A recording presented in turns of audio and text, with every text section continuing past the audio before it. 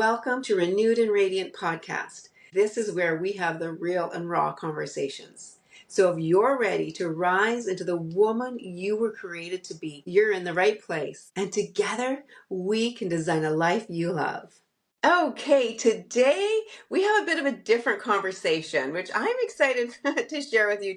You know, if you've ever been in a position where you're making a good amount of money, but still at the end of the month, it seems like there's more months left than there is paycheck, or you're just living paycheck to paycheck. Well, I want you to lean in today because this is going to be good. I have Tina Antrim with me. She is a board certified coach specializing in financial life coaching. And as a former chronic spender, she finally got sick and tired of that way of living and decided to make some changes for herself, her habits, her mindset around money. And today, she's completely debt-free, was able to retire early from her career in school counseling, and is well on her way to financial independence. Tina's mission is to help Christian women find that same confidence, security, and freedom that she has found. So as a money clarity and confidence coach, she goes beyond the budget, which I was so happy to hear, and uses individual coaching to help women understand their relationship with money and how it impacts their spending decisions. So I'm excited to welcome Tina here today. Tina, thank you for being here with us today and sharing your wisdom. Thank you, Elsa. I am so excited to be on this podcast. I love talking with women about money because it just doesn't happen very often. And, you know, women, I think, are going to be the powerhouses when it comes to finances. And so we need to understand how to manage it and how our money stories and emotions and beliefs impact how we manage our money. So true. I love this, Tina. So you have a clarity framework, and I want us to get to that today. But first, share with us your story. I like the real and the raw version. So yeah, I grew up in a paycheck to paycheck household. My dad was a police officer and my mom was a stay-at-home mom. And one of the things that I remember growing up was my dad always having more than one job. So I grew up believing that you had to have more than one job in order to put food on the table. Now, unfortunately, he died when I was very young. He had an unexpected heart attack, which left my mom with two young kids and trying to figure out how to now manage money and raise two young kids in the middle of it, right? So going through grief and trying to figure out finances. Now, thankfully, she was the money manager of the household, but I can only imagine if she was not, and I have had friends who have had spouses pass away where the spouse managed it, and now not only are they dealing with grief, but they're also dealing with how do I find the accounts? How do I pay bills? How do I do this? And so that grief is even more compounded. And what I know about money is it's such an emotional and fear-based kind of topic, right? So like I said, I grew up in that paycheck to paycheck household. When I graduated from college, I ended up putting myself in that same position. I wasn't making a lot of money, but I was a big spender. You know, I bought a really nice apartment and I wanted all new clothes. And I think sometimes that growing up without having money made me feel like I deserved to have things, even though I couldn't afford it. And so I very much did I'm going to buy it now and pay for it later. And later just never came. And so I continued to spend and had a lot of debt. And there was finally one day that I looked in my closet at all the clothes, some of which I had not even worn, and thought, why am I doing this? Why am I buying all this stuff that I don't need? And I'm not going to be able to retire when I want to. I'm going to have to work until I'm 90. So I decided right then and there, I wanted options. And the only way for me to be able to find options was to change my habits around money. And that meant really getting clear. And this is how I created that clarity framework, was really becoming clear on where I was, taking a really hard look at, okay, this is how much debt I have. And it was a scary number. It freaked me out, to be honest. But I needed to know it so that I could make a plan to get rid of it. And even so, I started off when I graduated not having a paying career. I thought it was at the time until I realized how expensive life is and realized I couldn't afford that, without having three more jobs like my dad always had. And so I ended up a few years later deciding to go back to school to get my master's in school counseling because I'd always loved working with high school kids. And I enjoyed a absolutely beautiful, wonderful career as a high school counselor for 30 years. I just retired from that in June. And I loved my kids. I worked at an at-risk high school for much of that time. The staff was family, the kids were my kids, and it was great. But you know what? Even as I continued to make more and more money, I struggled with that spending still because still hadn't quite connected all the emotions and the impulsiveness that go along with managing that money. So about halfway through my high school career, the state that I live in came and said that they were going to close our school due to low test scores. And I was like, oh my gosh, well, what am I going to do? I love this job. I don't want to work anywhere else. So I ended up getting certification as a life coach. And at that time, this was a little over 12 years ago, they said, you can't just be a life coach. That's way too broad. You need to niche down into something else. So I'm like, well, I'm on this money journey. Maybe I can be a coach to help others with their money journey. And so I went and did training with a program out of Colorado. And then I also did training through Dave Ramsey, and I've done training through another program. And so I am completely debt free now, including my house. That has created so many options for me. And I retired early. I will say one of the only reasons I was able to do that is because I have a pension through my day job. But the other reason is I learned about savings. I learned having some strategies in place that helps offset when those emergencies happen, when those, I like to call them whammy kind of events happen sometimes, right?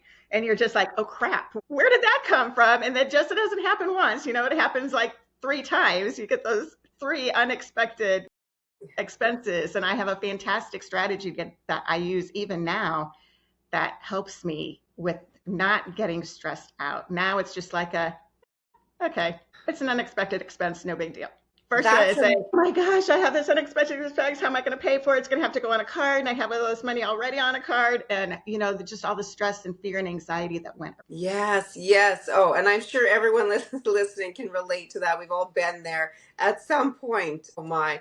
I love Tina already. I'm hearing that your journey has led you to where you are. And that's why you're so good at what you do, because you can relate, you can understand, people can work with you knowing that she's not going to judge me because she was there too. She gets where I'm at. She gets the emotions, the feelings, the shame, the guilt behind my situation maybe, or where I'm at financially, that kind of thing. Now, if people are not where they want to be, I really appreciate that you're using that now to help other people, which is awesome. And also, I just have to say thank you for what you've done for working in high risk school and counseling. I mean, you were obviously doing life coaching already when you were working there. Anybody that knows about that kind of work understands that. But thank you for that, because that takes an incredible heart and an incredible person too. Oh, thank you. Yeah, those were some of the best years of my life. You know what? And high school kids are so eager to learn about money. And so, when I became a money coach, I worked with a lot of my high school kids and even the college kids to really help them understand how to manage money. Even before you get your first job, you're getting birthday money and Christmas money. Let's learn how to manage that now so that when you graduate from high school, you are managing money. Let's not be in the situation that your parents are in right now, seeking my help because they didn't learn these things when they were your age. And they're so eager to learn some of that, which I just love. And I still, even though I retired from counseling, I still do speaking engagements with high school kids, which I love. That's amazing. And I just have to say, why is this not taught to every high school student? I mean, right? Like, that's an actual life skill that they would use forever. Yeah. Yes. But I state here in Indiana, it is now a requirement in all high schools that personal finance must be taught. amazing. Wow, Yeah. that's great. Oh, that's Yep. so good to hear. Well, for Yep. those that aren't, they can come and see you and be coached by you Yes. personally. That's Right. good. Okay, so tell us more about your story there. So you realized you needed to do this, you started working towards that. Keep going, please. Yeah. So I decided that I wanted to help women because I think personal finance, money, everything is geared towards men, it feels like. And like I said, money is so emotional and men don't get it. It's that shame and that guilt and that embarrassment that we should be able to manage money better. We should be further along than what we are. We should ourselves a lot and have these expectations for ourselves of where we should be or where we want to be. And then we get really frustrated when we're not there yet. And I know because I've been there.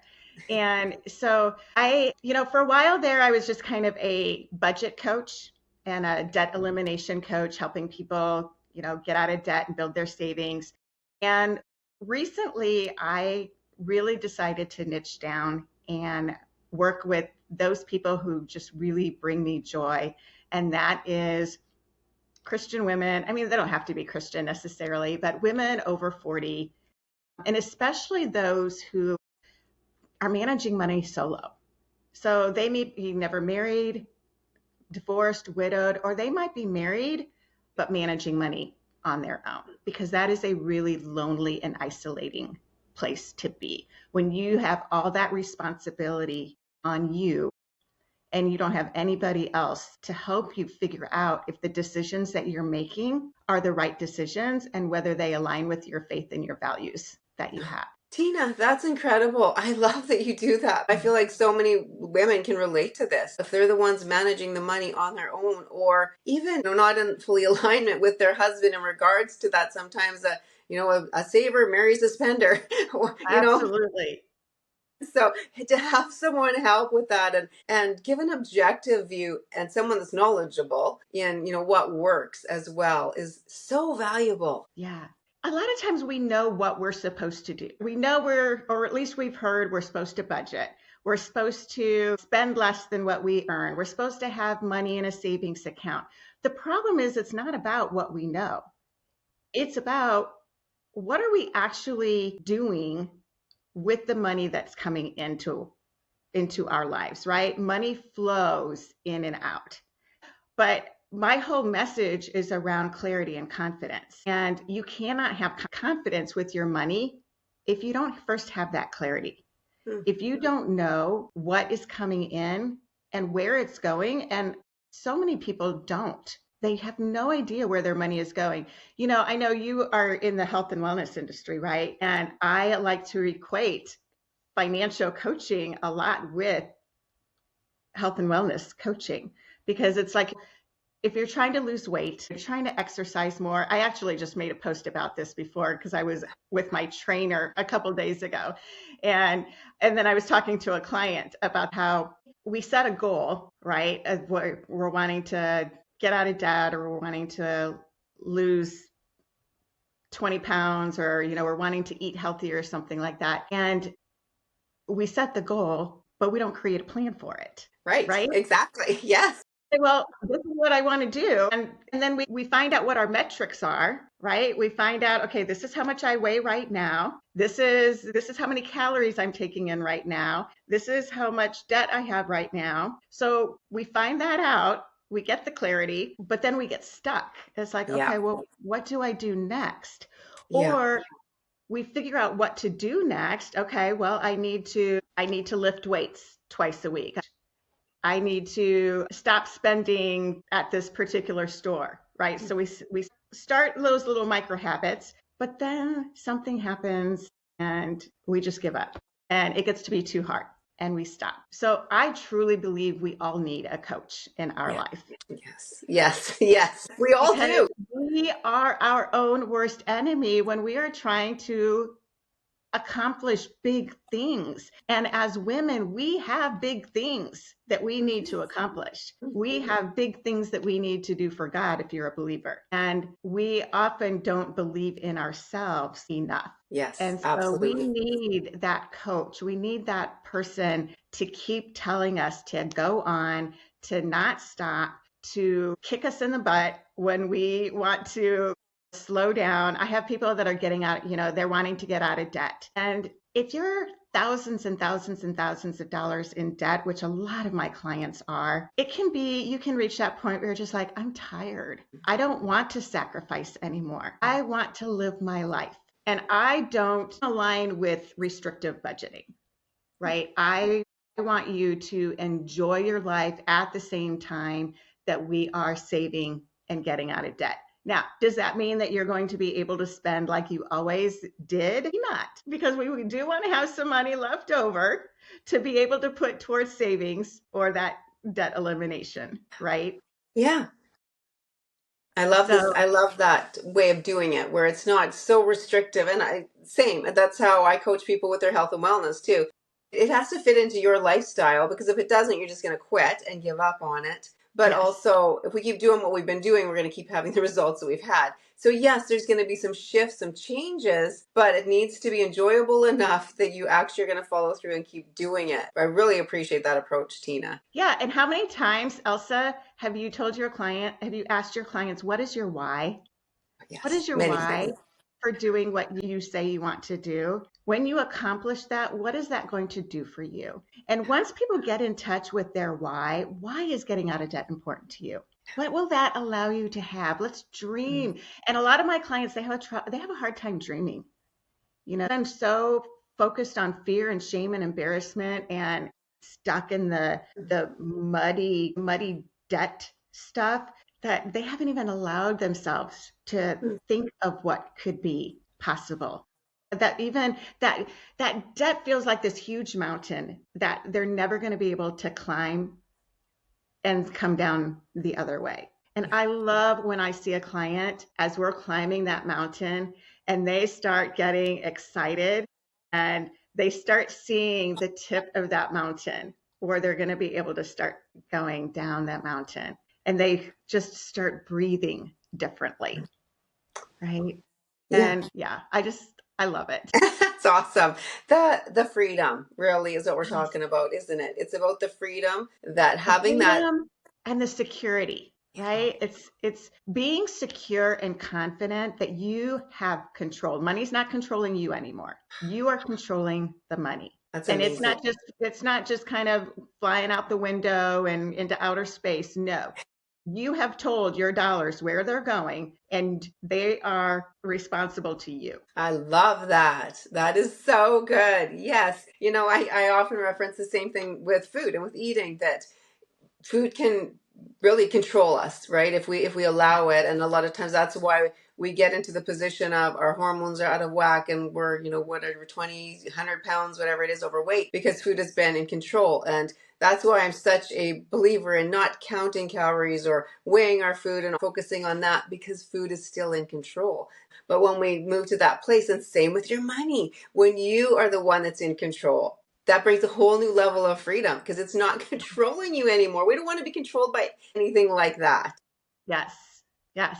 No, we don't. And there's such negativity that comes around that whole issue of control anyway. Some people have had really bad experiences. They may have been in a controlling relationship or, other areas of control. So I don't like using it, but it is something that a lot of, especially women, that we resonate with Yes, is giving absolutely. up. And as believers, I think we have to give up that control. I've recently learned you have to have those dreams and those desires and lift them up to God with an open hand and let go of that control, that kind of like, I'm giving this to you, God, but not 100%. I'm still going to hold on to it a little bit, right? Whereas if you just 100% give it to him, he's going to help see us through whatever it is that we were trying to accomplish in our life. And I've seen it time and time again in the money space with my clients. Amazing. Yeah, because his ways are way better than ours. We think we know what's best, but actually he does. So when we can relinquish that control. And for some of us, that is harder than for others.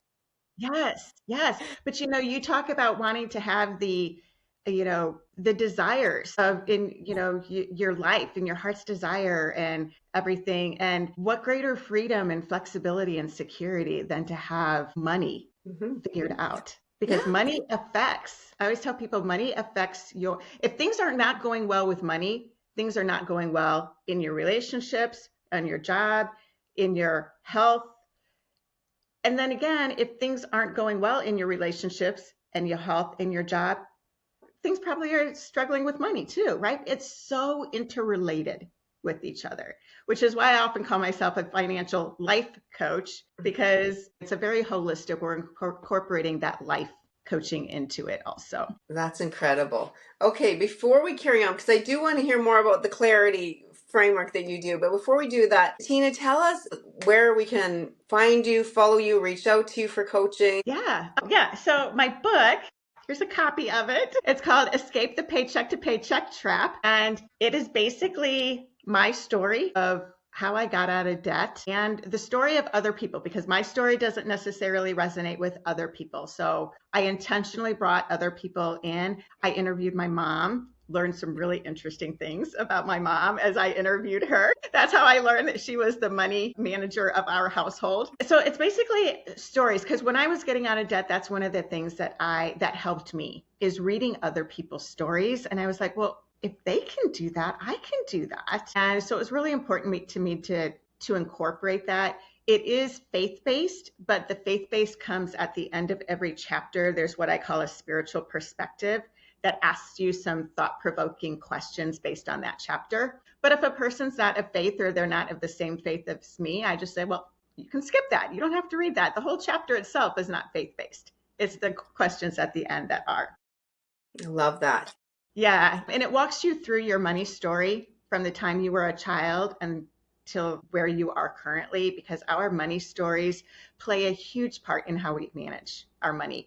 The thoughts, the experiences, the belief systems, the church, parents, all of that influence how we manage money today. And we don't often think about that. And we marry a lot of times somebody that has a completely different money personality or story, right? And we automatically, from day one of that engagement or money, are like this with money, because we don't understand each other.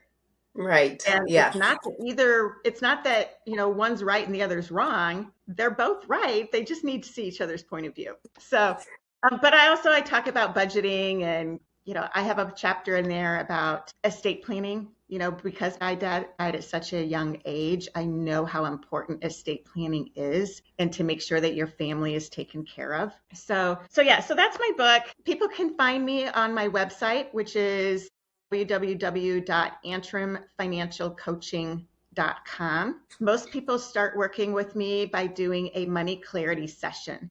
And it is a life-changing, if that is the only thing you do with me, which most people go on for continuous one-on-one coaching, but the clarity session in itself is a 2-hour deep dive into your finances. And we look at the income, all the money that's coming in, where it's going, what your debt is, what kind of equity, savings, and stuff you have. And yes, it can be stressful to look at that. But isn't it better to look at that together with somebody who's not going to judge you for your numbers than to try to look at it yourself? Yes, that's Right. yes. So we start with that clarity piece, getting really clear on everything. And then at the end of that, and my goal, we come up with what is the one thing in that 2 hours, when that 2 hours is done, what is the one thing that you want to be able to walk away from? And let's have a plan for what that one thing is. Wow. And that's what we do. And I also send like an activity, a money activity that people do for me that just kind of helps them understand a little bit about their money story and their goals, and gets them thinking beyond the numbers, right? In fact, knowing your numbers is a really small part of managing money. Interesting. And yeah, it really is. It's more about the mindsets, the habits, the behaviors, the emotions, the impulsivity. That is, if we can get that changed, then the numbers becomes a really small part of what we've got going on. Wow, that's fascinating. That sounds incredible. So I think probably people are going to be wondering, and if you don't mind sharing, what's the charge for them to have that call with you? I know they can go to their website and book that and Mm-hmm. get your book. What's the charge for them to do this deep dive with you? Yeah, well, it's not a secret because it's on my website right now. I will say I was going to raise it January 1st, but with the economy the way it is, and I know people are really struggling, I've decided to freeze my prices right now. So it's $397 for that 2-hour deep dive. Which I would say probably 95% of the people that have done the money clarity session with me have walked away from it going, my gosh, I know so much more now, and they just feel so much better after doing it. Yes, yes. I mean, so worth it. If they're married, I love for their spouse to be a part of it also, because you need to be working together Yeah, on your yeah, money. that's so good. Yeah, that's excellent. And I mean, that's life-changing stuff right there. It really is. Two It hours is. to dive deep into something like that that you can use for the rest of your life. And not only Yeah. for the rest of your life, if you have children, grandchildren, you pass that kind of thing on. That's the thing. Most of us, I don't know, for whatever reason, weren't taught, or maybe because our parents weren't taught. And I feel like hopefully that is changing now through the generations, that we're learning more and we're teaching our kids and our grandkids more about it. So this is not just about you, and it's not about just a 1 hour, 2 hours. It's gonna affect your life. It's gonna affect your legacy, your children, your grandchildren. Yeah. Absolutely. That's one of the things that my clients tell me is I want a different future for my kids. I don't want them to be stressed. When we're talking about dreams, I'm like, what would a dream be for you? Some of their dreams, Elsa, is around their kids. I want to pay for their college. I want to pay for their wedding. I want to have a down payment that I can give to them for it's not even about them. It's about their kids and their family, which I love. And they want to change the legacy of their family. Yes. It's amazing. And for those that, and I have several clients that are single, never married, they don't have kids. And so they are actually the ones that struggle the most in dreaming, believe it or not, because they're like, well, and with estate planning, because they're like, well, I don't have anybody to lead anything to. And I said, you know what? Neither do I. I'm a single woman, never married, no kids. But you know what? I have some charities that I absolutely adore. And you know where my money is going? My money is going to those charities. And some is going to Amazing. family. I mean, I have, a mom and brother and nieces and nephews, so they're getting some, but yeah, it's going to our animal shelter because that's, a huge part of my heart. And it's going to some other places around here. Awesome. That's so good. Hey, Tina, can you just quickly take us through your clarity framework? What's that look like? Yeah, so the clarity framework, it's very holistic. And so we look at your goal. We probably are doing the money clarity session first. So we already kind of know we've got that baseline of what you're trying to achieve. If you decide to do one-on-one coaching with me, then we are really diving into more of the habits and the behaviors and refining the budget. Or some people don't like the word budget. It feels too restrictive. So, we'll call it a spending plan. But it is around just aligning how you are managing your money with those faith and values, and so it fits your lifestyle, like you were talking about earlier, right? So it just fits your lifestyle. I can tell you one of the strategies that I use in part of this with people. And this was something that I implemented for myself because as I was getting ready to retire, knowing that I was going to be on a limited income aside from my coaching, I didn't want to have to rely on my coaching income to pay my expenses. So I wanted to be able to live on my pension. And I was like, what am I going to do? How am I going to figure out these annual kinds of expenses and these emergencies that might pop up that I might not want to dip into my savings for? So one of the strategies that I have people do is create a second checking account. Now, it could be a savings account. I like a separate checking account where you add up all of your annual kinds of payments, or things like, I'm a big concert person. I love going to concerts. So if I put concert money in, getting my hair done, anything that's kind of a bigger ticket kind of, couple $100, few $100, landscaping. I add up all of that I usually spend for a year, and then I divide it by 12. And then every month I put that amount into this separate checking account.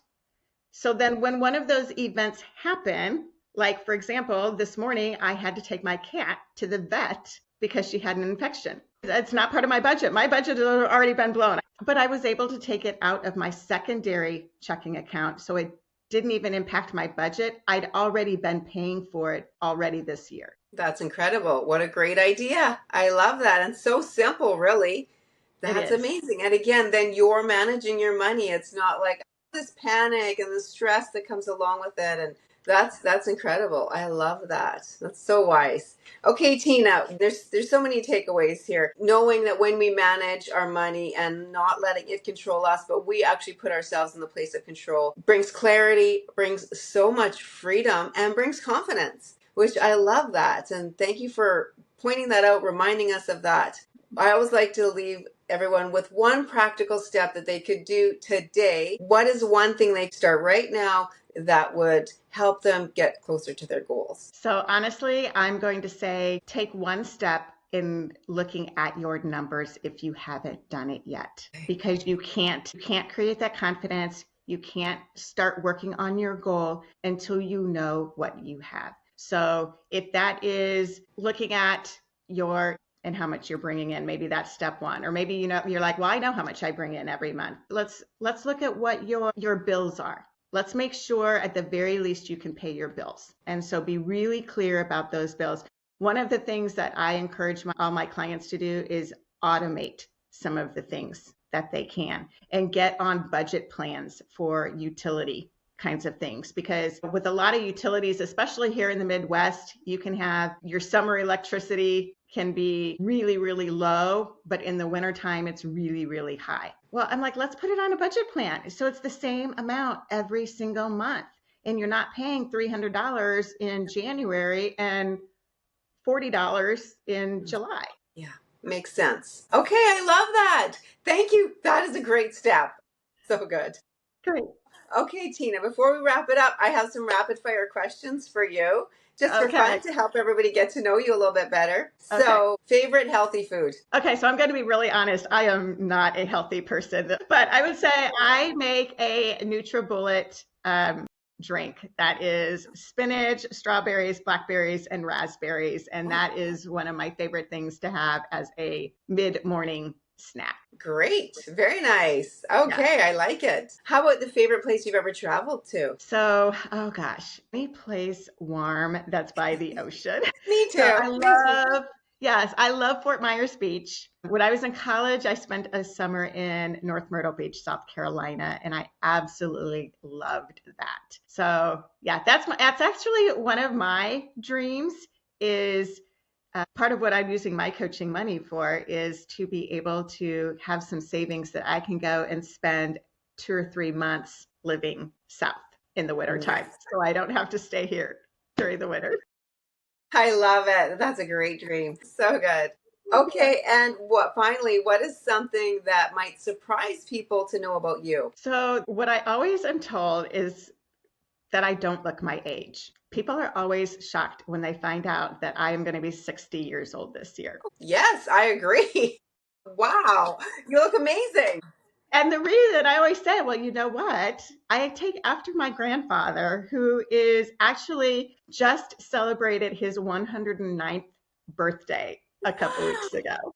Amazing. And he's 109, but he looks like he's in his 80s. So I'm like, I just take after him. Wow, that's incredible. Congratulations. That's amazing.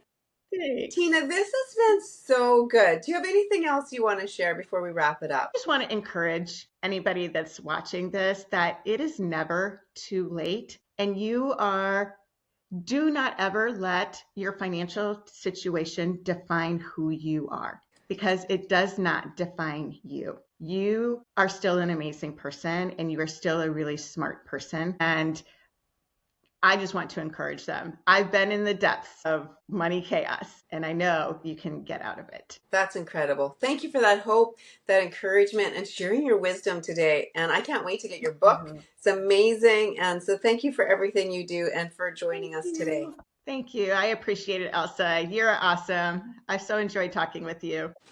Thank you for tuning in today. If this episode spoke to you even in the smallest way, would you do me a quick favor?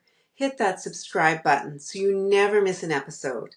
Leave a like or a review because it truly helps the message reach more women who need it. And if someone came to mind while you were listening, share this episode with her. You never know. Your share might be the spark that changes her entire season. I'm grateful you're here, walking this journey of renewal and radiance with me. And until next time, keep choosing to design a life you love.